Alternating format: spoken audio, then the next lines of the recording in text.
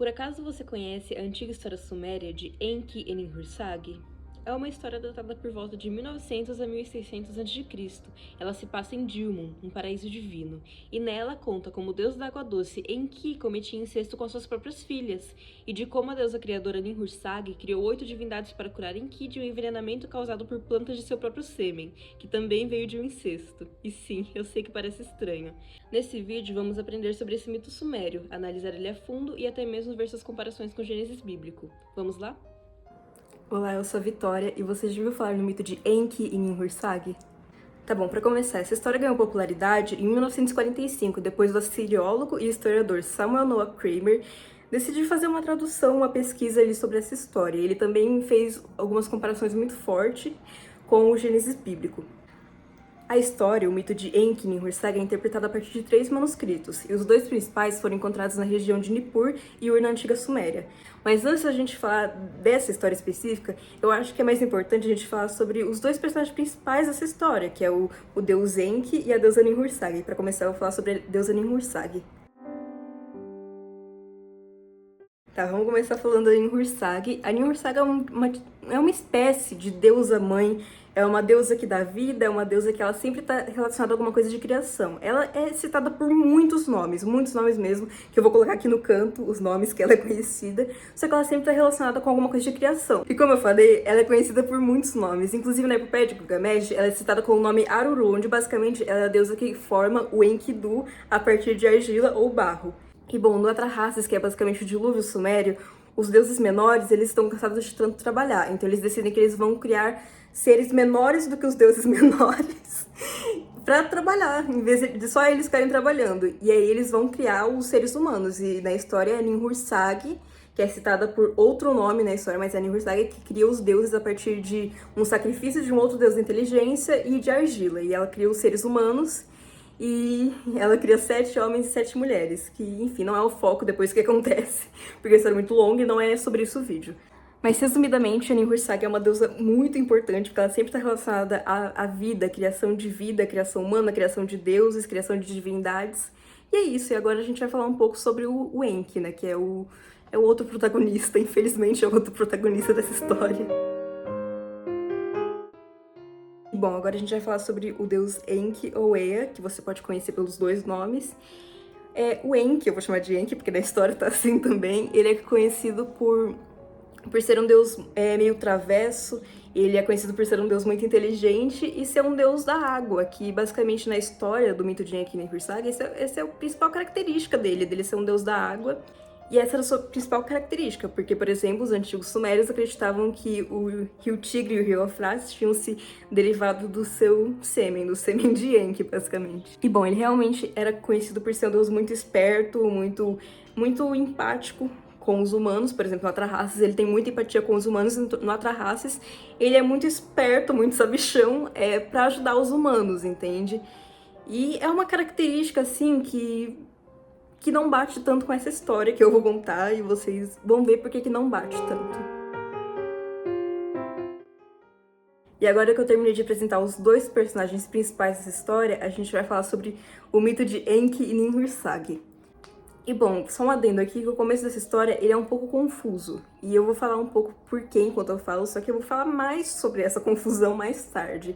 E bom, para começar, a história se passa obviamente em Dilmun, que seria um lugar paradisíaco, um lugar divino, um lugar puro, um lugar virgem, um lugar imaculado. É falado isso muitas vezes no texto, que é um lugar puro, divino, imaculado, tudo.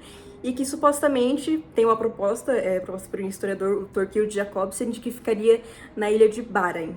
E Dilmun seria um lugar que poderia ter sido criado pelo deus Utu, mas o que a gente sabe é que é um lugar puro, onde somente os deuses moram lá, não tem doença, não tem dor, não tem sofrimento, não tem morte, não tem nada de ruim, é perfeito. E a história começa com uma divindade chamada Ninsikila pedindo para Enki, que seria seu pai, para que ele irrigue Dilmun, porque Dilmun estaria passando por um inverno, estaria numa seca, assim, e precisa ser irrigada. Então ela começa a pedir pra ele. Só que a confusão acontece porque a Ninsikila, essa personagem que é citada no começo, pedindo pro Enki irrigar Dilmun, ela tem uma confusão em que, em alguns momentos do texto, dá a entender que ela seria esposa dele, filha ao mesmo tempo, e depois que ela pede isso, ela some na história, ela some, e ela aparece depois no final, isso, tipo, sem nenhum sentido. Por isso que tem gente que fala que quem escreveu a história pode ter se confundido, que tem outras metáforas mega inteligentes pra isso, mas depois a gente fala sobre isso. Mas, ó, o que acontece é que o Enki vai conseguir irrigar Dilmun, e ele pede ajuda do Uto pra isso, inclusive, quando ele pede ajuda pro deus Uto, que seria o deus do sol, tem gente que compara isso com uma passagem bíblica. E bom, basicamente o que acontece depois é que o Enki e o Uto juntos eles conseguem irrigar Dilmun, já que só poderia ser irrigada depois que o Uto subisse pro céu, digamos assim, ele era o deus do sol, entende? Bom, quando eu falei que a história fica meio confusa, é porque depois disso, depois que o Enki irriga Dilmun, acontece algumas coisas ali, é descrito que, tipo, um tempo passou, o Dilmun se avançou, algumas coisas assim. A Nisiki lá some, ela não aparece depois, ela não fala mais nada, não aparece mais, e aí depois só pula pra uma parte onde basicamente a Ninhursag tá, tipo, no pântano, tá em algum canto lá na ilha tranquila, e o Enki vai e começa a seduzir ela. Os dois fazem sexo e nasce uma deusa chamada Ninisig, e inclusive ela nasce depois de 9 dias, porque na história, no paraíso divino de Dilmun, é um lugar tão avançado que a gravidez só dura 9 dias, já que seria tipo, um mês dura um dia, então 9 meses, 9 dias, entendeu? E aí depois de 9 dias nasce a Ninisig. E aí depois a Ninisig cresce, e ela tá perto do rio, e o Enki, o Izimud, o seu capanga, que era basicamente o capanga do Enki, que ele tinha 2 faces, os dois veem ela, e o Enki sente desejo sexual por ela, que seria sua própria filha, e ele começa a fazer umas perguntas pro Izimud. Ele disse ao seu mentor Izimud: essa jovem bela e gentil não deve ser beijada? A gentil Ninisig não deve ser beijada? Seu mentor Izimud responde: essa jovem bela e gentil não deve ser beijada? A gentil Ninisig não deve ser beijada? Meu mestre velejará, deixe-me navegar. Ele velejará, deixe-me navegar. E depois o que acontece é que o Enki, depois do Izimud meio que incentivar ele a seduzir ela, o Enki seduz ela e faz sexo com a própria filha. E depois de 9 dias ela tem mais uma neném. Ela fica grávida e depois de 9 dias ela dá luz a Ninkura. E aí depois que ele transa com a própria filha Ninisig, nasce a Ninkura, e ele faz a mesma coisa, ele transa com a própria filha de novo, junto com a ajuda do Izimud, que incentiva ele, só que aí depois nasce uma outra deusa chamada Ninima. Depois acontece a mesma coisa, ele transa com a Ninima, e da Ninima nasce uma deusa chamada Utu, que no texto ela é chamada por um nome de a mulher exaltada, digamos assim. Então ela tava ali pra cortar esse ciclo. E aí depois que a Utu nasce, a Ninhursag aparece de novo na história, e ela avisa pra Utu pra ela ter cuidado com as ações do Enki. Deixe-me te avisar e você ficará ciente do meu aviso. Deixe-me te falar palavras e talvez você fique ciente de minhas palavras. Do pântano, um homem consegue ver, ele vê. Do pântano, Enki consegue ver, ele vê e ele vai te avistar. E bom, o que acontece depois é que o Enki, obviamente, ele tenta avançar na Utu também, só que ela vai e ela não deixa, e ela pede algumas coisas em troca. Ela pede pepinos, maçãs e uvas pra ele, que se ele desse isso pra ela ia deixar ele entrar na casa dela, ou conversar com ela, seja lá o que eles iam fazer, né? Mas basicamente ela pede de uma maneira com que eles estejam mega puros, entende? Como se eles tivessem acabado de ser tirados da colheita, sabe? E bom, basicamente o Enki consegue os alimentos, ele consegue pepino, ele consegue maçã, ele consegue uva, e vai avisar pra Utu que ele conseguiu, vai entregar pra ela. E em troca, ela deixa ele meio que entrar na casa dela, ou conversar com ela, e aí os dois bebem, que poderiam ser uma coisa como se o Enki tivesse embebedado ela, e aí eles fazem sexo também. Enki excitou Utu, ele a tocou no peito, deitou-se em sua virilha, acariciou suas coxas, acariciou-a com a mão. Ele a apertou no peito, deitou-se em sua virilha, fez amor com a jovem e a beijou. Enki derramou sêmen no útero de Utu, e ela concebeu o sêmen no útero, o sêmen de Enki. E depois o que acontece? A Utu, ela se sente violada depois desse sexo. E é uma visão que muitas pessoas que leem esse texto hoje têm, porque é uma coisa que faz um pouco de sentido, já que ela tava bêbada. E que também tem uma coisa muito interessante, que o Enki, ele meio que se apresenta como jardineiro quando ele vai entregar as coisas pra ela. Então eu não sei se se ele fingiu ser jardineiro, alguma coisa assim. Porém, eu vejo essa cena como se ele tivesse fingido ser alguém que ele não era. Como se ele tivesse, literalmente, tipo, se aproveitado dela, entende? E, basicamente, ela se sente violada e ela grita e chora de dor. E aí depois a Uto, a mulher exaltada, ela pede ajuda pra Ninhursag, porque ela foi violada, ela tá se sentindo violada, e a Ninhursag decide que ela vai tirar o sêmen do Enki de dentro do corpo da Uto. Ela tira o sêmen do corpo da Uto e depois desse sêmen retirado, ela vai e joga no chão. E desse sêmen surgem 8 plantas. E bom, basicamente depois dessas 8 plantas terem crescido, o Enki avista essa planta de novo do lado do Izimud, seu companheiro de 2 rostos. E ele fala, eu não determinei o destino dessas plantas, eu não sei que plantas são essas. O que é isso, entende? O que é aquela, o que é aquela outra? Ele vai perguntar isso e o Izimud vai apresentando as plantas para ele, nomeando as plantas. E enquanto isso ele vai apresentando e o Enki vai comendo as plantas. E pra mim isso seria uma coisa como se, tipo, agora que eles nomeiam as plantas, eles sabem do destino delas, sabe? É falado que depois que ele come, que ele nomeia, ele sabe do destino delas. Mas seria mais uma coisa como, agora que essas coisas têm um nome, tem uma definição, tem um futuro, agora elas são alguma coisa. E aí, depois disso, a Ninhursag aparece no texto muito brava e ela vai amaldiçoar o Enki. Ela fala que nunca mais vai olhar pra ele com os olhos que dão a vida. E nisso o Enki começa a morrer. Inclusive, o motivo da Ninhursag ter ficado brava no texto é muito vago, entende? Porque tem muita gente que vê de algumas maneiras diferentes. Por exemplo, tem um pesquisador que ele vê como se o Enki comendo as plantas do próprio sêmen seria uma prática de canibalismo. E por isso que a Ninhursag ficou brava. Ou como se a Ninhursag tivesse ficado brava porque ele violou o Uto, alguma coisa assim. Porém, eu vejo que ela ficou brava porque ele violou o Uto, mas ao mesmo tempo eu acho que ela teria ficado brava quando ele violou as outras filhas, então eu não vejo tanto isso de Uto. E aí eu acabo vendo mais uma questão de rivalidade entre ela e o Enki, onde basicamente da ação dela, da ação que ela teve de retirar o sêmen do Enki e plantar essas plantas sem querer, digamos assim, ele vai e pega o crédito por isso, nomeia e cria essas coisas, entende? Ainda se orgulha disso, se orgulha da perversidade que ele teve com as próprias filhas, e eu acho que isso que enfureceu ela, eu vejo de uma maneira muito diferente. E aí os deuses começam a ficar muito preocupados, já que o Enki tá morrendo envenenado junto com as plantas do seu próprio sêmen, junto com a maldição que a Ninhursag soltou pra ele. Eles estão preocupados porque ela só saiu, deixou ele morrendo, ele tá morrendo, até que uma raposa aparece, e ela vai e fala pro deus Enlil, né, que o deus, ele é o deus supremo, basicamente. Ela vai e fala pra ele, e se eu for procurar a Ninhursag, o que você vai me dar em troca? Imagina uma raposa falando isso. E aí o Enlil vai e fala que se ela ajudar ele e achar a Ninhursag, ele vai erguer 2 árvores para ela e a raposa vai ser renomada, vai ser incrível, vai ser glorificada por toda a cidade, porque ela resolveu um grande problema, né? Então a raposa vai aceita esse desafio, ela vai procurar a Ninhursag e é escrito que ela procura a Ninhursag em várias outras cidades e várias outras cidades com outros deuses. Ela meio que, tipo, fala, tipo, eu fui pra Nippur e a Inanna fez tal coisa. Só que essa parte tá danificada, então não dá pra saber exatamente o que aconteceu, o que tal deus ou tal deusa falou pra ela. Só que provavelmente os deuses que ela foi perguntar não sabiam onde que a Ninhursag estava. Só que em algum momento ela achou a Ninhursag, não é citado também onde que a Ninhursag foi achada, porque tá danificado a linha. E aí a raposa convence a Ninhursag a voltar. E a Ninhursag volta.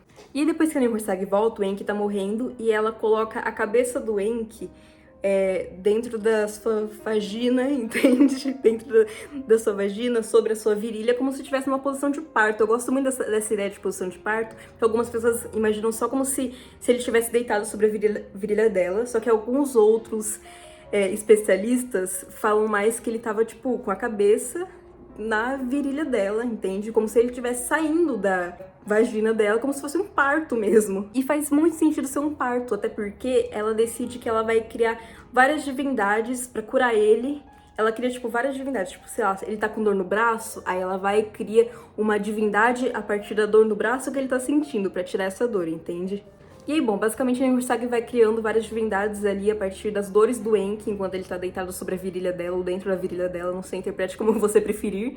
E ela cria Abu, que seria um deus das plantas a partir da dor de cabeça e da cabeça dele. Ela cria Ningiriutut a partir de seu nariz. Ela cria Ninkasi, que é a deusa da cerveja, inclusive a partir da sua boca. ela cria Nanxê a partir da sua garganta, ela cria Azimua a partir de seu braço, ela cria Ensaga a partir dos seus lados, ela cria Inti, que é a senhora da costela, que ela é criada a partir da costela do Enki, que seria a coisa que as pessoas mais comparam com a história bíblica do Jardim do Éden, de Adão e Eva. E por último, a coisa que eu acho mais confusa, assim, é que, lembra da Nensiquila? A mesma que no começo do texto pediu pro Enki irrigar a terra de Dilmun, ela simplesmente nasce, ela nasce daquele momento. Ela simplesmente aparece ali como se ela estivesse nascendo. É citado que a Ninhursag cria ela a partir do cabelo de Enki. Ela acabou de nascer, por que ela é citada no começo do texto, há muito tempo atrás, ela acabou de nascer, entende? Mas enfim. No final do texto, ela acaba definindo um destino ou uma característica para cada uma dessas divindades, desses deuses e deusas que ela criou a partir do Enki. Para os pequenos que eu dei à luz, não irá faltar bens. Abu se tornará o rei das ervas. Ninsiquila se tornará a senhora de Magan. Nindiriltude se casará com Ninazu. Ninkasi se tornará aquela que aquece o coração. Nanshi se casará com Nindara. Azimua se casará com Nindicida. Ninti virará a senhora do mês. E Ensag virará senhor de Dilmun. Louvado seja o pai Enki. E bom, agora que eu terminei de contar esse mito pra vocês, eu vou contar um pouco sobre essa união de duas histórias que teve, que é esse negócio da Nensiquila barra da Ninhursag. E bom, quando eu falo que tem muitas visões diferentes dessa mesma coisa, porque realmente tem. Porque no começo da história é descrito que a Nensiquila pediu pro seu pai Enki irrigar Dilmun, depois ela some e aparece de novo no texto. E aí tem gente que define isso como se o autor, quem escreveu essa história há milênios atrás, tivesse se confundido sem querer e tivesse juntado duas histórias diferentes, que seriam basicamente a história de Enki e Nishikilas, que seriam como Enki irrigou Dilmun, e a história de Enki e Ninhursag, que seria como Enki era pervertido sexualmente com suas filhas e como a Ninhursag curou ele de ter morrido.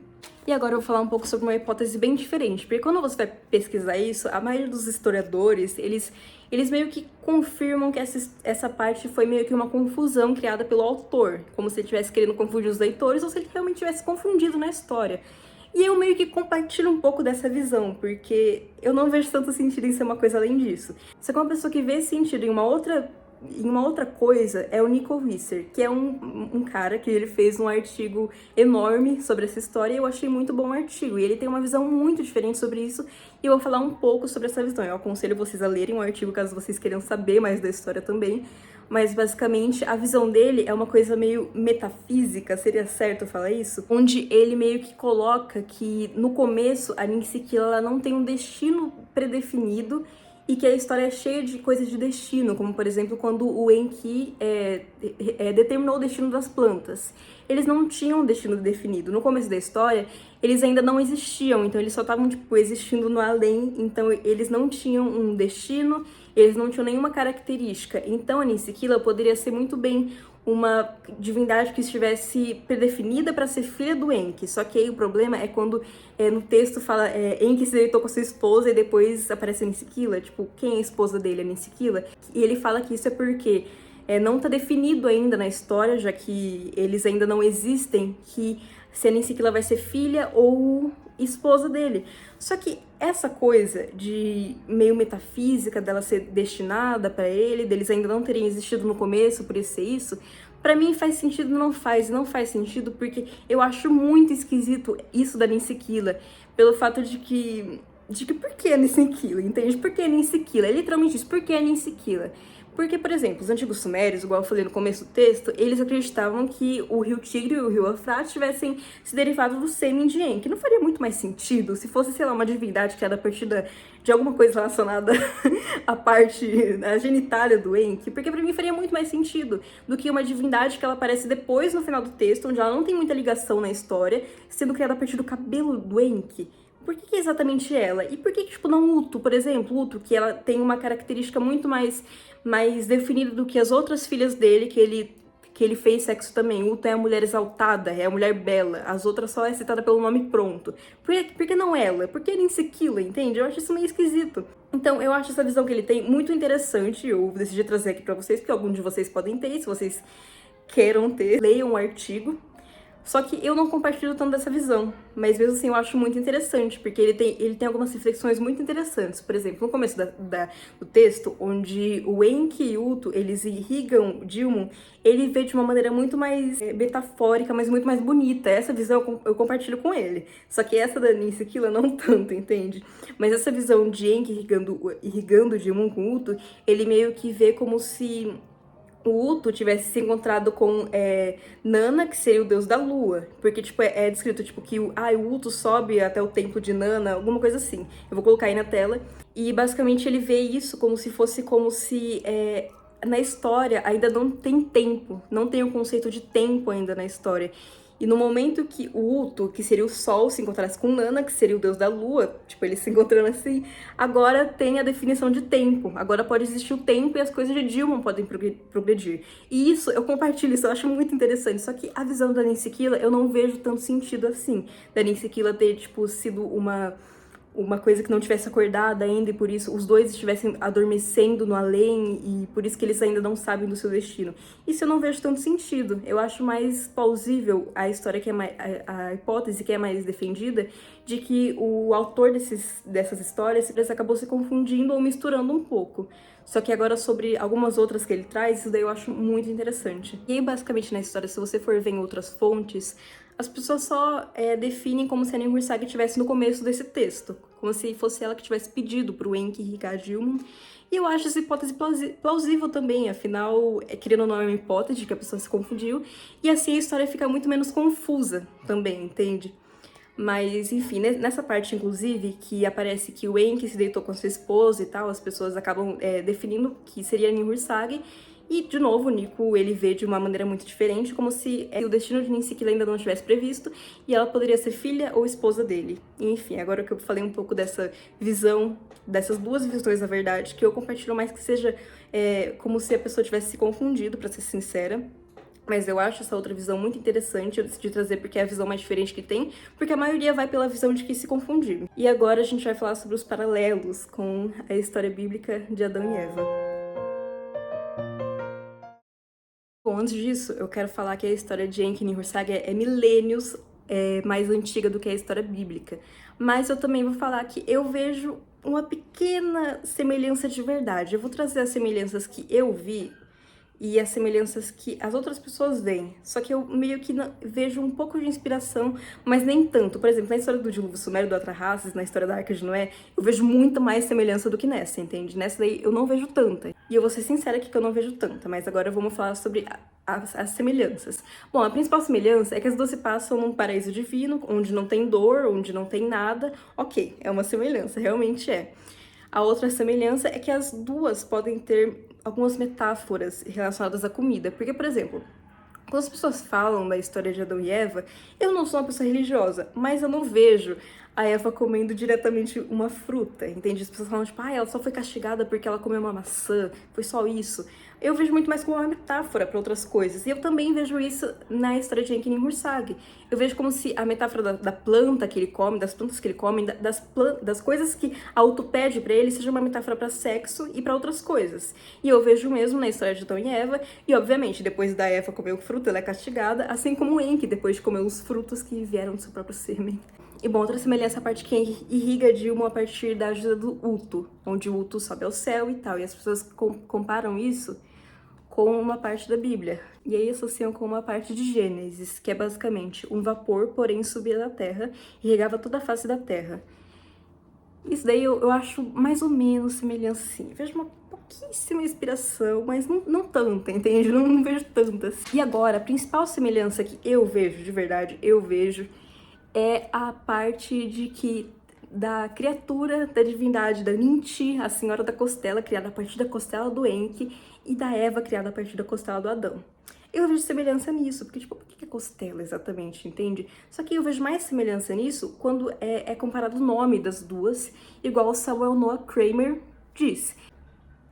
Porque uma costela, ao invés de qualquer outra parte do corpo, para criar uma mulher cujo nome Eva, de acordo com a Bíblia, significa aquela que faz viver. Se olharmos para o mito sumério, vemos que Enki adoece pela maldição de Ninhursag, e que uma das partes do seu corpo que começa a morrer é a costela. A palavra suméria para costela é Ti, Para curar cada um dos órgãos enfermos de Enki, Ninhursag dá à luz a 8 seres. A deusa criada para curar a costela de Enki é chamada de Ninti, a senhora da costela. Nin, em sumério, quer dizer dama ou senhora, mas a palavra suméria Ti também significa fazer viver. O nome Ninti pode, portanto, significar a senhora que faz viver. Portanto, um trocadilho literário extremamente arcaico foi levado à Bíblia e lá perpetuado, mas sem o seu sentido original, pois em hebraico a palavra para costela e faz viver não tem nada em comum. E bom, basicamente isso é uma semelhança que eu realmente vejo, ainda mais por causa da comparação entre os nomes e as duas sendo meio que aquela que faz viver, as duas tendo vindo da costela, isso daí eu realmente vejo uma semelhança. Mas pra ser sincera, eu vejo somente uma semelhança de, não sei, uns 20% dessa antiga história suméria, porque, por exemplo, quando a história do dilúvio, da Atrahasis, lá com a história da Arca de Noé, aí eu vejo uma semelhança grande, aí eu concordo, assim, mas dessa eu não vejo tanto. Enfim, se vocês quiserem falar se vocês realmente veem mais semelhanças, eu gostaria também de ouvir o que vocês têm a falar sobre isso, e se vocês gostaram da história de Enki Ninhursag ou não, e o que vocês acharam, qual que é a sua visão sobre essa união de dois mitos, sobre Ninsiqueira e Ninhursag, e bom, até a próxima!